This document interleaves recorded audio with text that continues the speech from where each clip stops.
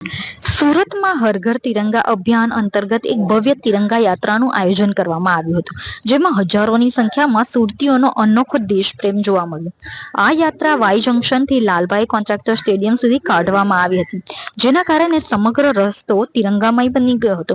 આ વિશાળ તિરંગા યાત્રાનું આયોજન સુરત મહાનગરપાલિકા તેમજ સુરત શહેર પોલીસના સહયોગથી કરવામાં આવ્યું હતું, જેમાં જળશક્તિ મંત્રી સી આર પાટીલ, ગૃહ રાજ્યમંત્રી હર્ષ સંઘવી, ધારાસભ્યો, મેયર, પોલીસ કમિશનર તેમજ એસએમસી કમિશનર સહિત અનેક મહાનુભાવો ઉપસ્થિત રહ્યા હતા.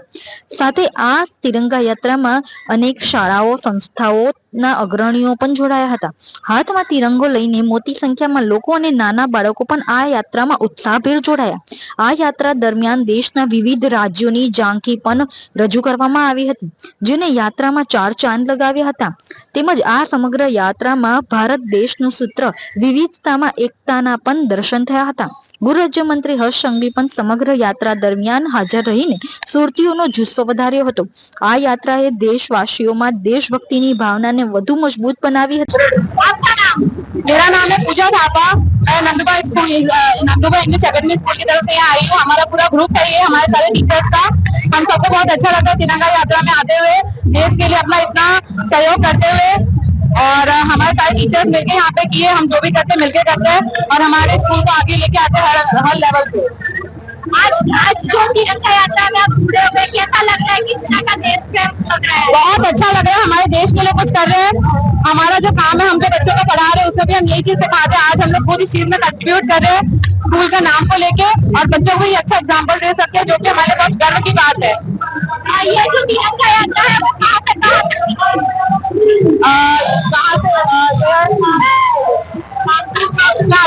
यहाँ तक है, और हम सब इसमें पार्टिसिपेट है. हमारा पूरा स्टाफ है नंदुबा का. देशना करोड़ों घरों पर 15મી ઓગસ્ટ પહેલા આપનો તિરંગો શાંતિ લહેરાય છે. દેશની સૌ ફોર્સિસ જ્યાં નજરે પડે ત્યાં અમારા દેશનો યુવાન એમને સલામી આપે છે. દેશની સૌ ફોર્સિસ માટે જે પ્રકારે આદરણીય મોદીજી આ અભિયાન થકી દેશના પ્રત્યેક નાગરિકોને ફોર્સ થી લઈને નાગરિક સુધી આ તમામ લોકો વચ્ચે એક બ્રિજ બનવાનું કામ એ હર ઘર તિરંગા અભિયાન થકી થયું છે. આજે સુરત શહેરના સૌ નાગરિકો વતી હું મારા દેશના સૌ સૈનિકોને, સેનાના સૌ જવાનોને, સૌ રાજ્યની પોલીસ ફોર્સને 2 હાથ જોડીને વંદન કરીને અભિનંદન આપવા માંગુ છું કે આપ સૌ લોકોએ राज्य ने देश ने सुरक्षित राखवा माटे पोताना परिवार ने अनेक तहेवारों त्याग करीने राज्यना सौ नागरिकों ने सुरक्षित राखवानो आप सौए जे काम कर्युं छे ते बदल राज्यना सौ नागरिको हमेशा आपना आभारी रहेशे.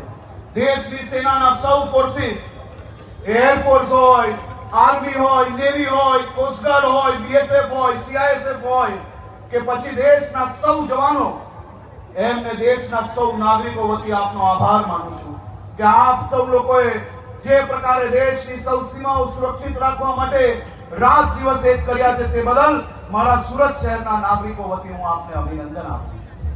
हालमां ज देश पर नापाक हरकत द्वारा आतंकवादीओनुं जे कृत्य थयुं अने ए कृत्यनी सामे देशनी सेनाए जे આજે સુરતમાં ભવ્ય તિરંગા યાત્રાનું આયોજન કર્યું છે.